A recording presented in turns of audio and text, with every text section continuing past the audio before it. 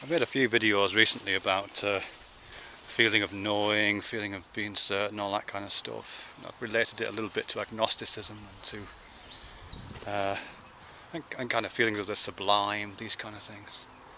And I think I've kind of covertly, or not covertly, but not overtly, but I think it has been related to some of the other stuff I've talked about in relation to specific arguments about sex work, arguments about the role of religion and the role of, and how certain religious beliefs should be treated, different things. Kind of came up in a tag video that Feminist Whore sent me, got me thinking about questions. And to me it's partly about this thing about making sense. I suppose I'm also influenced by this conference call that I circulated a while back, for this conference in Paris about making sense, which I'm going to have to think about more actually. But yeah, this making sense thing is really significant, I think, because we are kind of hardwired for sense, aren't we? At a perceptual level, but also on on the level of drawing theories. You know what I mean? We're very quick to draw theories. If an event happens more than once, we've pretty much got the idea. You know what I mean? It becomes a habit, becomes a pattern that we recognise. So we're very quick at doing that. Pattern recognition, that's a kind of a sense making. And we see patterns in things that aren't there. I think it's called I can't get it. Anyway, yeah, there's a special name for seeing patterns that aren't there. So someone will cut open a piece of fruit and there'll be the signature of Allah in there, or there'll be the face of Jesus on a piece of toast or on the side of a building, or whatever.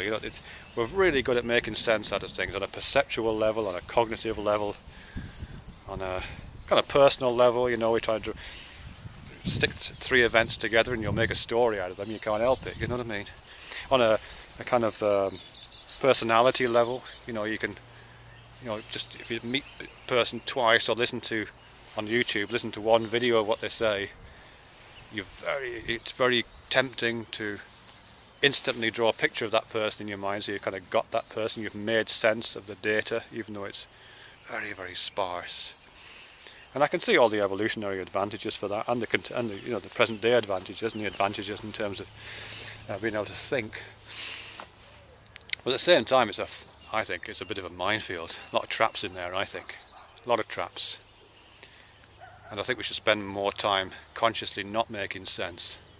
That's certainly one of the projects that I have very close to the front of my mind, about trying to not make sense, trying to resist making sense as long as possible. One of the things I like about a lot of the art, contemporary art, not traditional. I like traditional. I like chocolate boxes and music that has a beat to it, and I like poems that rhyme, just like everybody else. But at the same time, I also like art that does something different.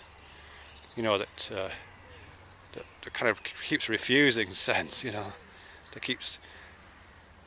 activates your sense-making processes and then frustrates them.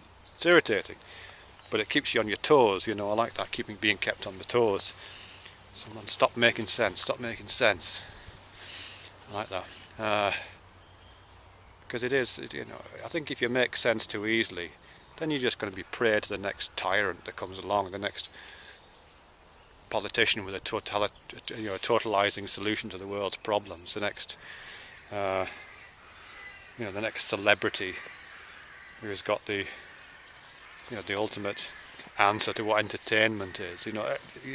I think if you're not careful, you're going to be a real sucker for that thing. A person can, I can.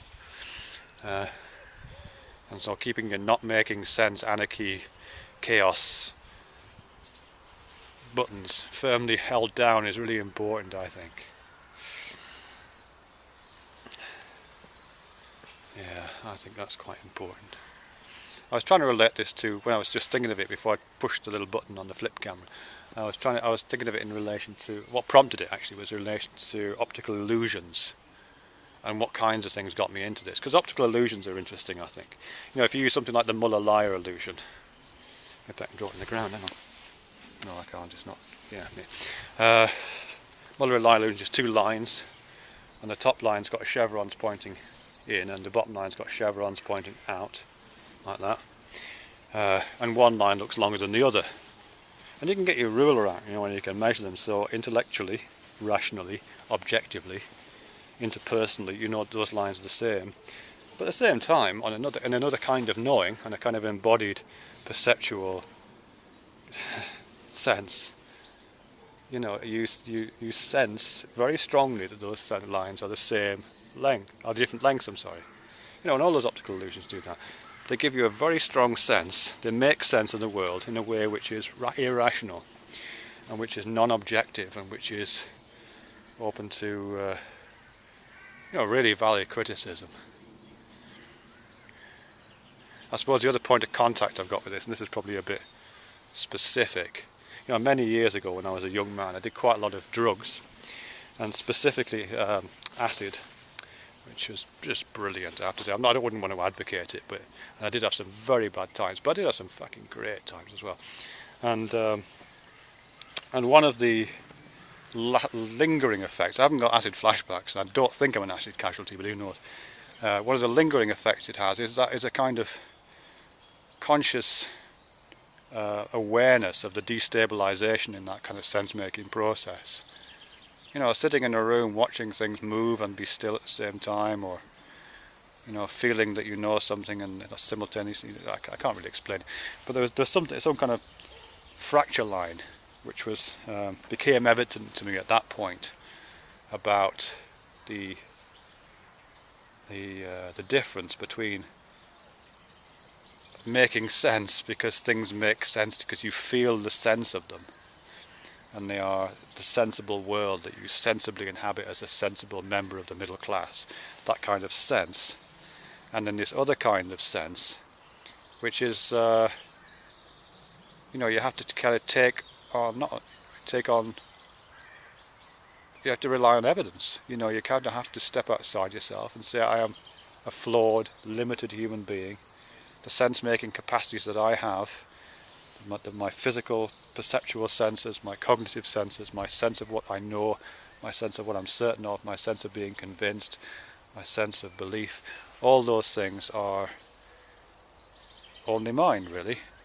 And sometimes I would have to let those go and accept that sometimes there are other kinds of sense, and I have to embrace the not making senseness that makes any sense at all.